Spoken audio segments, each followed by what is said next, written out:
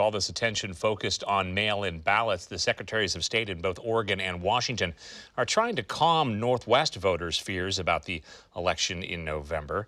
New at 6, Fox 12's Sarah HURWITZ dug into what cost cutting could mean for local post offices and how Northwest lawmakers are weighing in.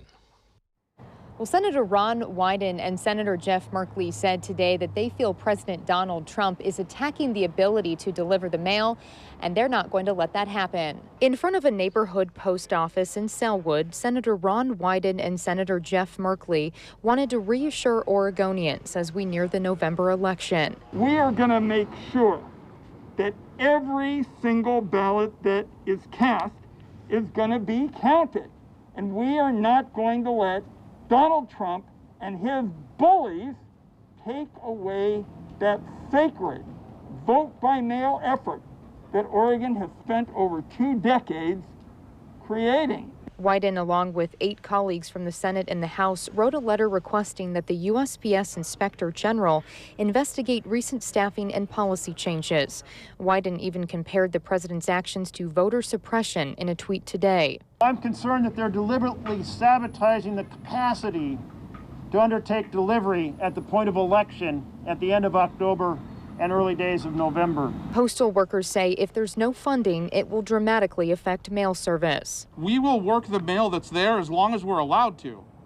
But if we're told to stop and go home and the mail is left sitting there, there's nothing that can be done. And if that's because we run out of money or under the guise of belt tightening, when we've been operating using overtime for my entire postal career. It's built into the system that a certain number of people are going to be working overtime because that is what it takes to move America's mail. But according to the secretaries of state in both Oregon and Washington, they aren't anticipating major delays with the vote-by-mail system.